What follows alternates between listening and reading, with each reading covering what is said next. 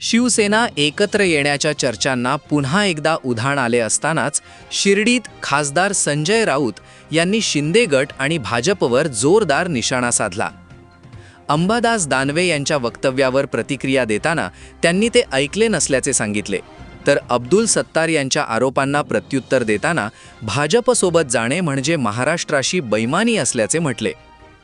शिवसेना एकच असून ती हिंदू हृदय सम्राट बाळासाहेब ठाकरे यांनी स्थापन केलेली आणि उद्धव ठाकरे यांच्या नेतृत्वाखाली कार्यरत असल्याचा दावा त्यांनी केला।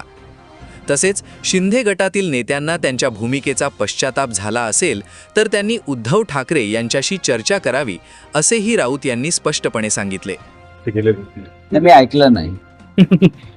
दुसरीकडे अब्दुल सत्तार पण म्हणतायत की भाजप कुठेतरी षडयंत्र रचते आणि जो सोबतचा पक्ष आहे त्यांना संपवायचं काम काय आहे ते मग भाजप बरोबर का गेला?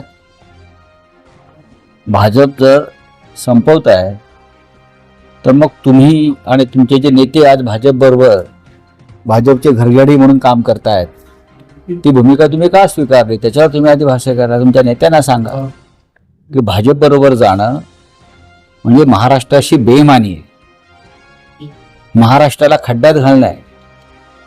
हे अब्दुल सत्तार यांनी त्यांचं जे नेतृत्व आहे त्यांच्या गटाचं त्यांना सांगायला पाहिजे आणि त्याच्यावर जाहीरपणे भूमिका व्यक्त केली पाहिजे। मलाही वाटतं दोन्ही शिवसेना एकत्र झाल्या। कोणाला पाहिजे? मलाही वाटतं म्हणजे आता दोन्ही शिवसेना एकत्र झाल्या। बघा, शिवसेना एकच आहे, शिवसेना एकच आहे।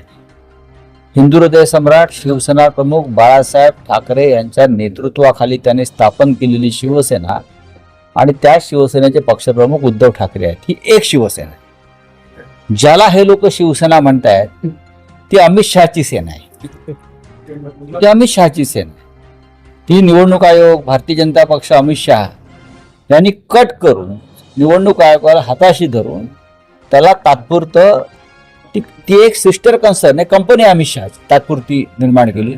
खरी शिवसेना एकच पण एक आहे। ज्यांना पश्चाताप झाला असेल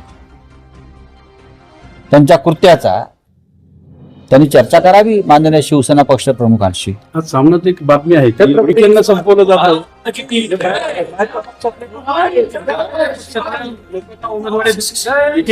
विखेंना काटछा देण्यासाठी भाजपकडूनच काटकारस्थान चाललं आहे। कारण असं कोण म्हणतं?